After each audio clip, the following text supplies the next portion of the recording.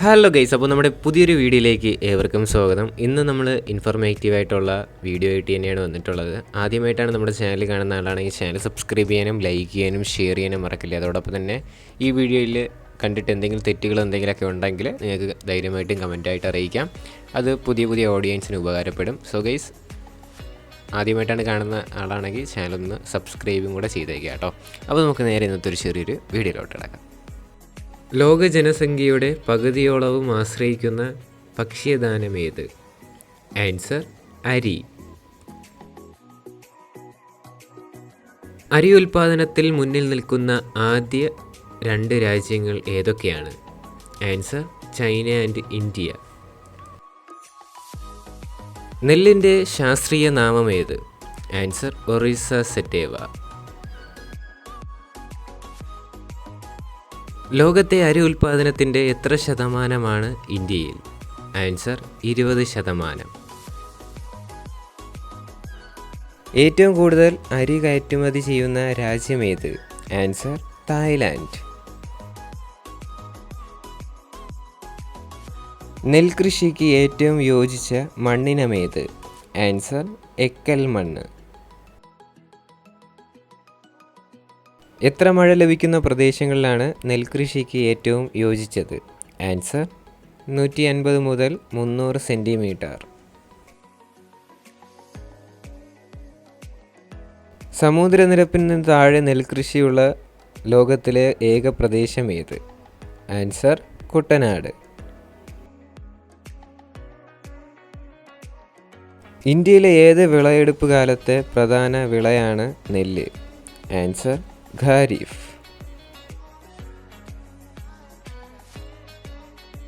കേരളത്തിൽ നെൽകൃഷി നടക്കുന്ന 3 പ്രധാന സീസണുകൾ ഏവ?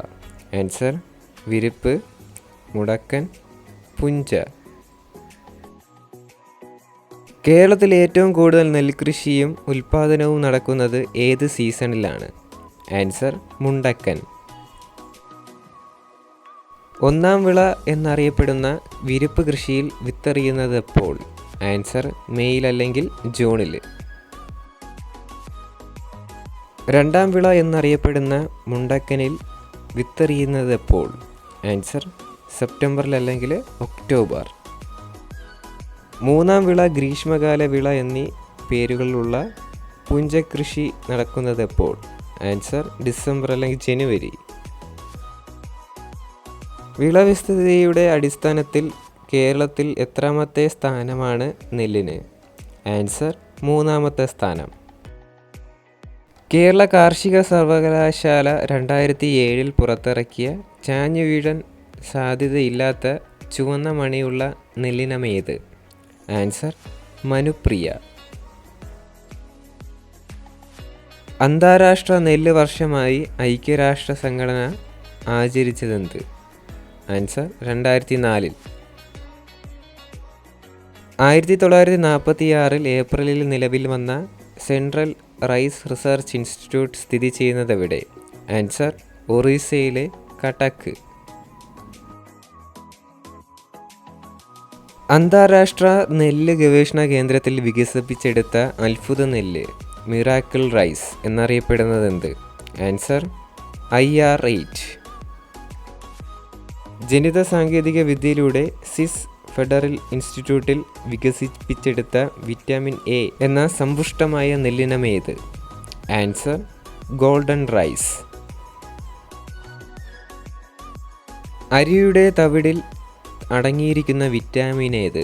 Answer thymine B1.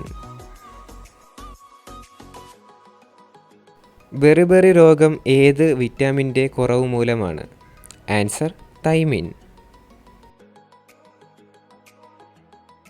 സ്വയം പരാഗണം നടത്തുന്ന സസ്യത്തിന് ഉദാഹരണം ഏതാണ്? ആൻസർ നെല്ല്. അരിയിൽ 80% അടങ്ങിയിരിക്കുന്ന പോഷകമേത്? Answer carbohydrate. ഏറ്റവും കൂടുതൽ അരി ഉൽപ്പാദിപ്പിക്കുന്ന സംസ്ഥാനമേത്? ആൻസർ പശ്ചിമ ബംഗാൾ.